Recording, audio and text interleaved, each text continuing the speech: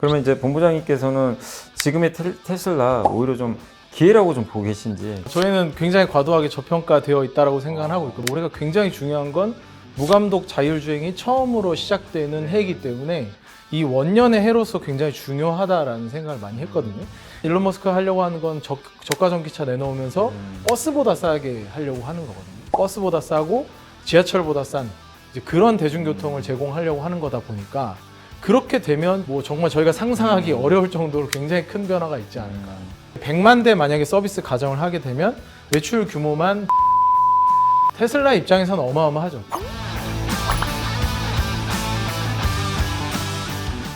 국내 최고의 전문가들과 함께하는 본격 ETF 전문 채널 ETF 아는 형. 저는 진행의 염승환입니다.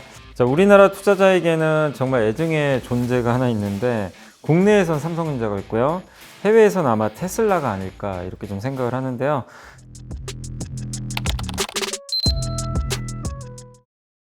삼성전자가 최근에 좀 많이 오르기는 했지만 올 한 해 테슬라 주가는 또 크게 좀 빠지면서 빅테크 업계 가운데서는 좀 최악의 성적을 좀 올해 기록을 하고 있습니다. 그래서 오늘은 이제 약간 좀 계륵이 된 이 테슬라를 에셋플러스 자산운용의 고태훈 ETF 운영 본부장님 모시고 한번 탈탈 털어보도록 하겠습니다. 안녕하세요. 네, 안녕하세요. 안녕하세요. 최근에 발표된 그 2분기 실적에서 테슬라 매출이 전년 동기 대비해서 12% 감소를 했고, 주당 순이익도 이제 예상치를 좀 밑돌면서 시장 기대에는 좀 이제 못 미치는 그런 성적표를 좀 내게 됐는데, 본부장님께서는 이번 실적을 좀 어떻게 좀 평가하고 계신지 좀 궁금합니다. 숫자들을 잠깐만 점검을 해보자면 네. 전년 대비해서 매출액은 12% 정도 빠졌고요. YOY로. GP 마진 같은 경우도 16.3%를 기록을 하면서 굉장히 부진한 모습을 보여줬습니다. OP 같은 경우는 거의 뭐 반토막이 났죠. 그래서 숫자 자체로는 사실 뭐 그렇게 긍정적으로 얘기할 수 있는 부분이 거의 없었다라고 보고 있고요. 사실 시장에서도 모두가 다 2분기 숫자가 가장 바닥일 거라고 생각을 했기 때문에 뭐 그렇게 놀라운 숫자는 아니었던 상황이었는데, 컨퍼런스 콜을 통해서 진행이 되면서 일론 머스크가 좀 이례적으로 자신 없는 모습을 약간 보여주면서 이제 그런 부분들이 조금 더 작용을 많이 하지 않았나라고 생각을 하고 있고요.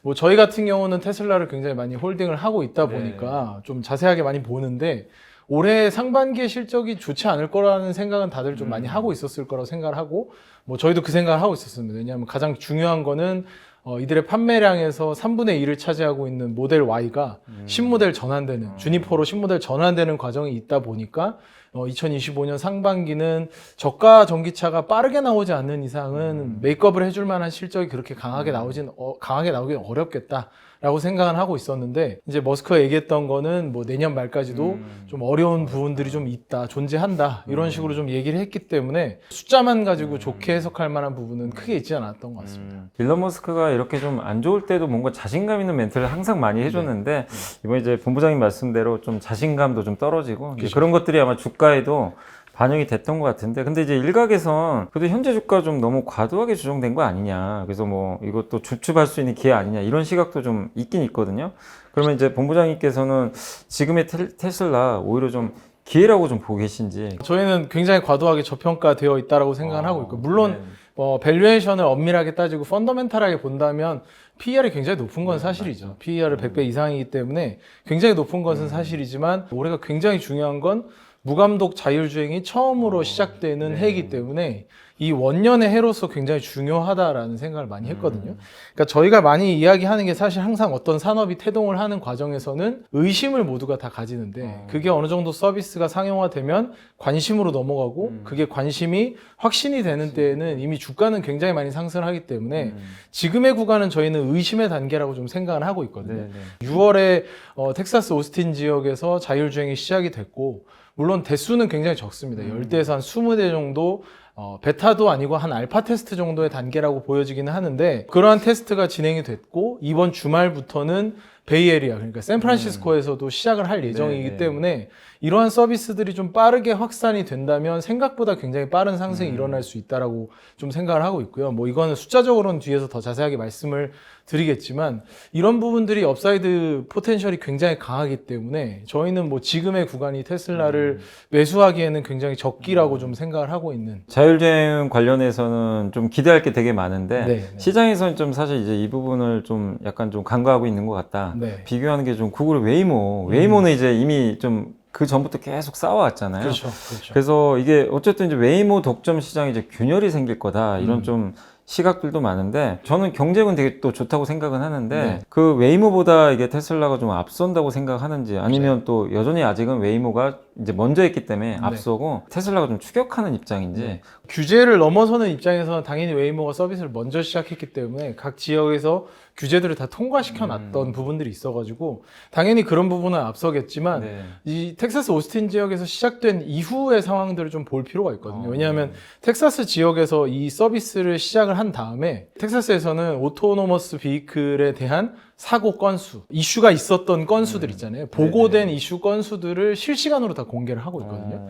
근데 이제 웨이모 같은 경우는 2025년 기준으로 연초 대비해서 지금 한 52건 정도가 이슈가 좀 있었습니다. 뭐 예를 들면 사람들이 길을 가는데 방해를 했다든지 갑자기 중간에 멈춰서 가지고 사람들이 내렸을 때 불편함을 겪어서 보고가 될 정도니까 아마도 좀 이슈가 있었던 상황들이고요. 뭐 영상으로 보셨는지 모르겠지만 원형 교차로 같은 데서 계속해서 돌다가 뭐 손님을 못 내려준다든지 뭐 이런 이슈들이 있었는데 그런 건수들을 다 집계를 하고 있거든요. 오스틴에서는. 근데 이제 그 건수가 연초 대비해서 지금 52건이고요. 테슬라 같은 경우는 시행을 시작했던 6월 10일 첫날에 한 건을 제외하고는 지금까지 하나도 보고된 게 없습니다. 테슬라 모델 Y가 로보택시로 운행을 하면서 실제로 사고를 낸 건수가 아예 없는 상황이기 때문에 이제 그런 부분들이 굉장히 중요하게 앞으로는 좀 작용할 거라고 생각이 들고요. 실질적인 충돌 사고 측면도 좀 고려해 볼 필요가 있는데 지금 이제 서비스를 테슬라가 시작하려고 하는 샌프란시스코 지역 같은 경우는 테슬라 같은 경우는 아직은 뭐 라이센스를 못 얻었기 때문에 거기 안에 사람이 타 있어야 되거든요. 근데 그러한 서비스를 시작하기 전에 일단 웨이모가 어땠는지를 좀 살펴보자면 웨이모 같은 경우는 지금 100만 마일당 사고 건수가 대략 한 11건 이상이 좀 넘어서는 상황입니다. 근데 이게 일반 운전자가 100만 마일당 사고 건수가 3건이거든요. 그러니까 100만 마일당 사고 건수가 사람보다 많은 상황이거든요. 그리고 더 중요한 건 사람 운전자보다 더 비싼 요금을 내야만 쓸 수 있는 그런 서비스이기 때문에 지금 이제 서부 지역에서 활용하고 있는 웨이모에 대한 서비스는 테슬라와는 약간 결이 다르다라고 생각을 하고 있습니다. 경쟁은 물론 어느 순간인가 당연히 닿을 수밖에 없지만 그들의 서비스의 종류가 굉장히 다른데요. 웨이모 같은 경우는 뭐 실제로 이제 저도 뭐 가서 타본 건 아니지만 타보신 분들의 이야기에 따르면 가격이 좀 더 비싸고 운전자가 없기 때문에 이를테면 이런 거죠. 뭐 저도 아이가 있지만 아이를 뭐 학교로 보낸다든지 할 때 운전자가 없는 그 리스크보다 운전자를 이상한 사람을 만날 그 리스크를 피하기 위해서 좀 더 가격을 지불하면서 웨이모를 활용한다든지 아니면 실험적으로 조금 새로운 기술이니까 얼리 어댑터의 개념으로 활용을 해본다든지 뭐 그런 입장들이 좀 많더라고요.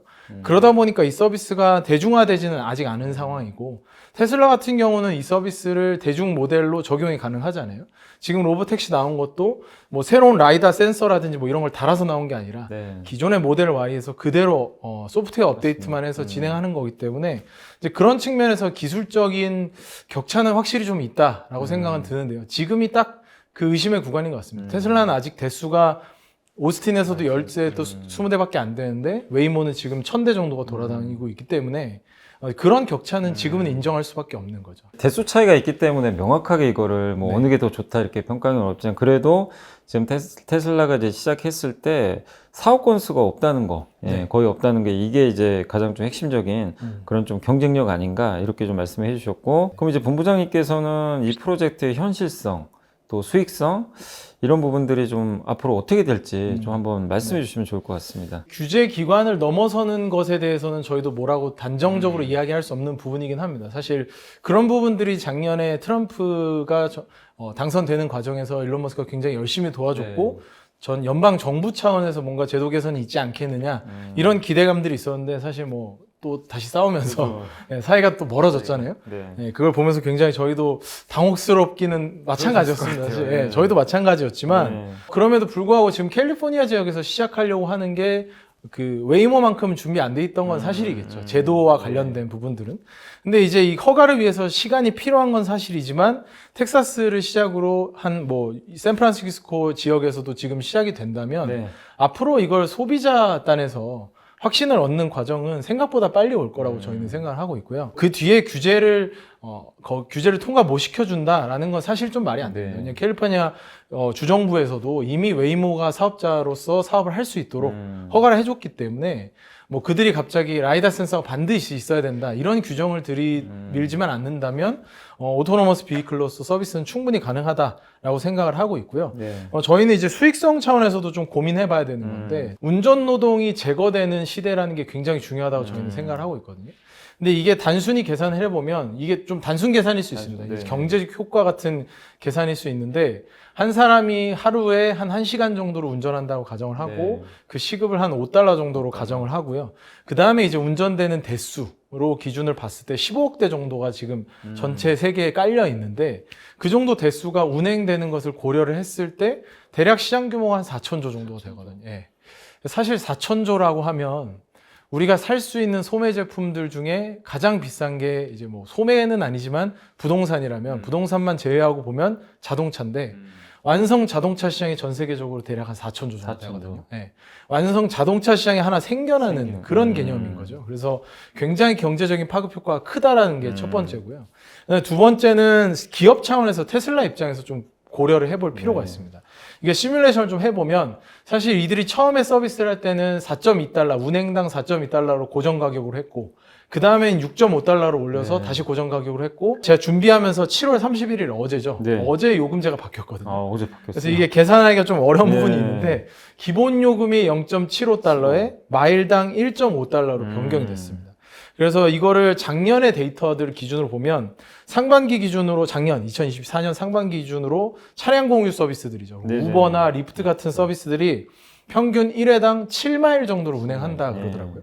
그럼 7마일을 운행했을 때 1회당 평균 가격이 한 11불 정도가 나옵니다. 11달러. 네, 11달러 정도가 나오는데 이거를 이제 저희가 한번 모델링을 좀 해볼게요. 간단하게만 네. 해보겠습니다.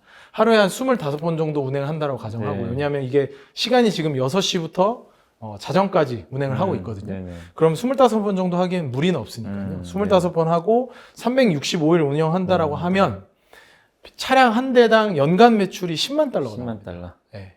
근데 이게 차량 가격이 사실은 한 4만, 5만 달러 정도 수준에서 앞으로 모델 Y 저가형도 나올 거기 때문에 1년이면 그 이상의 2배의 매출을 뽑아낼 수 있다는 거기 때문에 그 수익성이 나오기 시작하면 모든 사실 레버리지가 가능하신 분들은 자동차를 사서 서비스를 하려고 할 겁니다.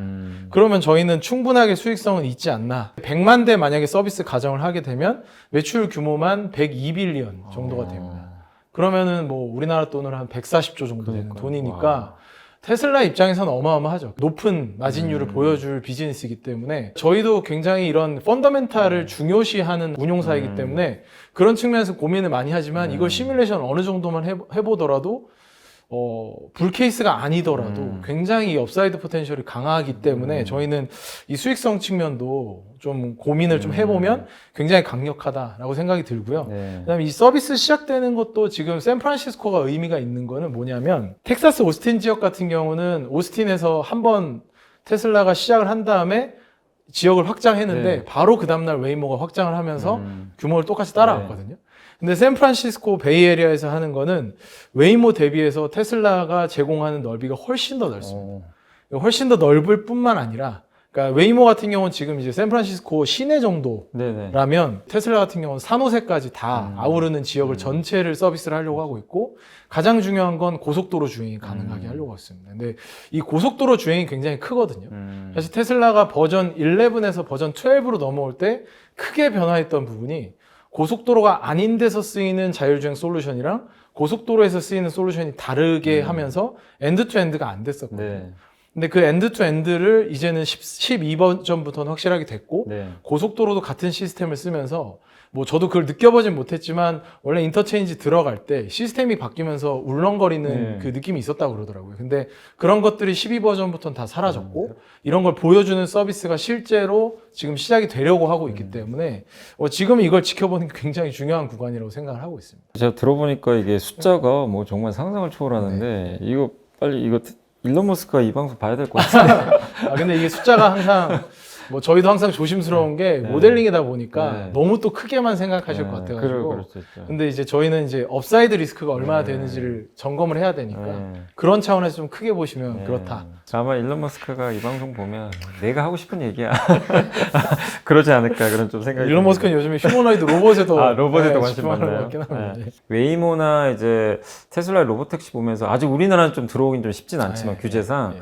들어온다면 진짜 편해질 것 같긴 해요. 음. 이동하는 것 자체가 정말 완전 혁신이 네, 될 것 같은데 우리가 뭐 사는 세상도 그렇지만 산업 구조 전반에 좀 어떤 변화가 좀 생기게 될까요, 이게? 이거를 뭐 하나씩 확장하면서 좀 생각을 해볼 필요가 있는데요. 이것도 뭐 제가 상상을 해본 영역이지 뭐 보시는 분들도 다 상상을 해본다면 네. 굉장히 많은 변화가 있을 텐데 첫 번째로는 운전 노동 제거된다라는 거죠. 그러니까 아까 말씀드렸던 하루에 1시간에서 1시간 반 정도 이동하면서 사용됐던 운전에 대한 노동 시간 자체가 제거된다라는 점. 이 부분에서 일단 우리가 여유가 생기기 때문에 네. 자동차 안에서 이루어지는 엔터테인먼트적인 요소들이 굉장히 많이 발전을 할 수 있다. 이게 좀 1차원적인 것 같고요. 네. 그 다음에 또 하나를 넘어가서 보자면 이게 뭐 바로 좀 많이 전개되는 걸 수도 있는데 우리가 과연 차를 그럼 앞으로 소유하게 될 것인가, 공유하게 될 것인가라는 생각을 좀 해볼 필요가 있거든요. 자율주행이 되게 되면 뭐 이 차가 잘 나간다라든지 이 차가 뭐 굉장히 좋은 비싼 차라든지 이런 거보다는 그죠. 나를 네. 여기서 여기까지 옮겨주는 맞아요. 그냥 디바이스 정도로 생각을 네. 할 텐데 그때부터는 내가 굳이 이 차를 가져야 되나라는 생각을 할 겁니다. 물론 이제 굉장히 늦은 시간에 어딘가로 가야 되는 그런 시간에 서비스가 안 된다거나 하는 리스크가 있을 때까지는 소유를 하겠지만 소유를 하더라도 점점 더 소유에 대한 집착보다는 이 서비스가 계속 제공되는지에 대한 그 서비스에 좀 더 집착을 할 것 같고요. 네네. 이 브랜드나 뭐 이런 가치에 좀 더 집착을 하진 않을 것 같아서 자동차는 완전히 새로운 패러다임으로 넘어가지 않을까. 그다음에 이제 세 번째로는 이게 사실 FSD 서비스를 이야기하면서 일론 머스크가 예전에 한번 보여줬던 사진이 있었는데 다저스 스타디움 주변으로 주차장이 엄청나게 많거든요. 네. 가보면. 근데 그 주차장 많은 것들을 이제 그런 그 수목 같은 걸로, 숲 같은 걸로 덮어놓은 그런 사진을 만들어서 한번 보여준 적이 있었어요. 네. 그러니까 머스크가 얘기하고 싶었던 건 뭐냐.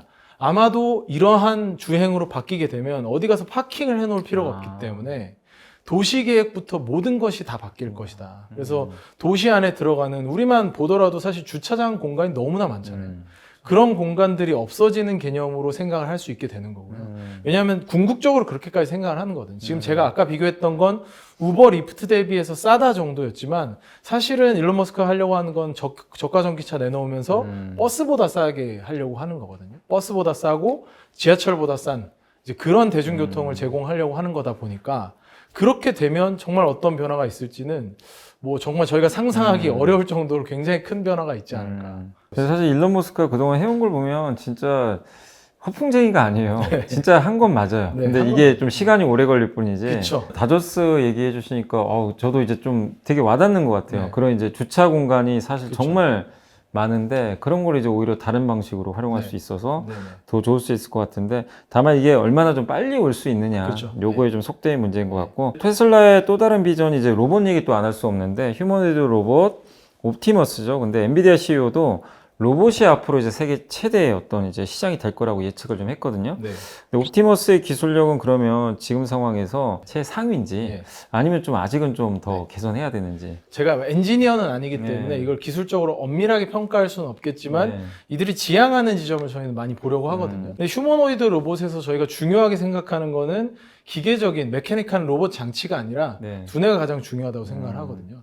그래서 이제 젠슨 왕 엔비디아 CEO 같은 경우도 계속해서 얘기하는 게 피지컬 AI잖아요. 그러니까 기계 장치를 만들어 놓는 것 자체야 얼마든지 어렵지 않겠죠. 예를 들면 현대차가 가지고 있는 보스턴 다이나믹 같은 경우에도 굉장히 위험한 공간에 들어갈 수 있고 뛰어다니고 뭐 덤블링하는 그런 로봇을 만들어 놨지만 그걸 조종하는 한 사람이 반드시 있어야 되는 네. 거잖아요. 혹은 그들의 경로를 확실하게 지정해 놓은 그런 알고리즘들이 미리 있어야 되는 건데 피지컬 AI를 갖추고 있는 경우에는 그 모델대로 스스로 학습을 해서 스스로 움직이기 네. 때문에 그 부분이 굉장히 중요하다라고 보여지는데 두뇌의 관점에서도 두 가지가 중요하다고 생각하거든요. 이제 첫 번째는 일단 피지컬 AI를 만들어낼 수 있는 그 모델 제작 능력이겠죠.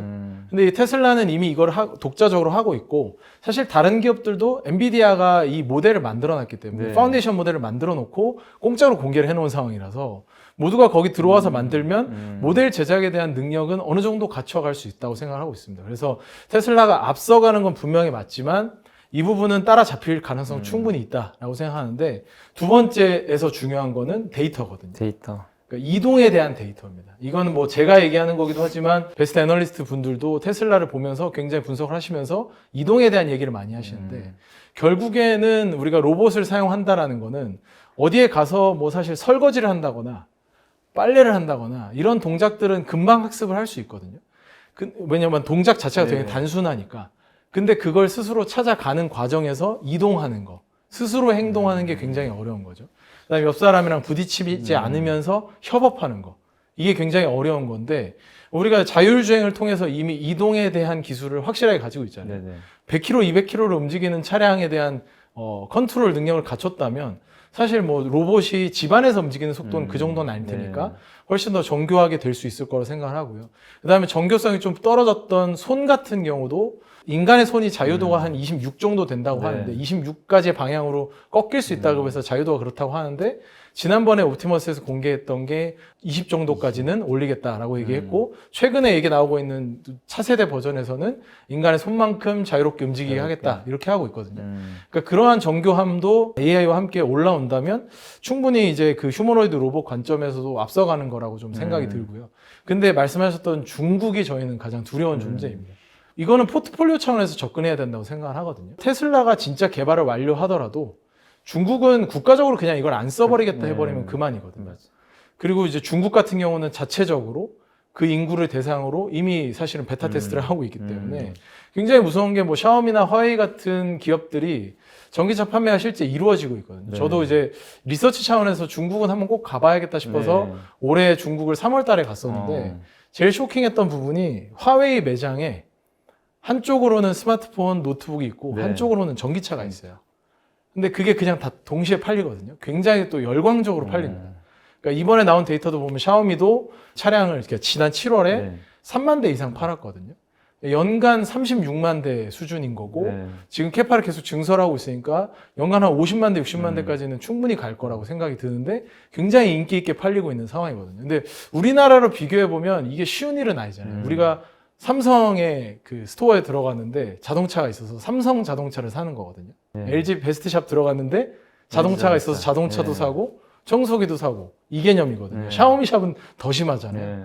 이제 그런 부분들이 근데 중국에서는 지금 이루어지고 있다라는 거죠. 그러니까 이 데이터가 이미 소비자들이 선택을 해서 쌓여지고 있다라는 게 굉장히 무서운 점이기 때문에 테슬라가 지금까지 계속 보여줬던 것도 분기마다 우리의 FSD를 사용한 주행 데이터가 얼마씩 쌓여가고 있습니다라는 거를 보여주고 있는데 이 데이터가 중국에서는 굉장히 무서운 속도로 쌓이고 있다는 점이죠. 그래서 이 학습이 빠르게 이루어진다면 굉장히 빨리 쫓아올 거라고 생각이 들고요. 네. 더 무서운 점은 사실 이제 그 가장 이걸 주도하고 있는 화웨이가 비상장사이기 때문에 정보가 어느 정도 제한되어 있어서 어느 정도까지 발전했는지를 정확히 파악하기 쉽지 않다라는 점도 사실 양 국가에서는 좀 이슈가 있다라고 생각이 들고요. 저희는 그래서 사실 기술적인 차원보다는 주식 투자의 관점에서 보자면 이걸 포트폴리오 차원에서 접근해야 된다고 생각을 하거든요.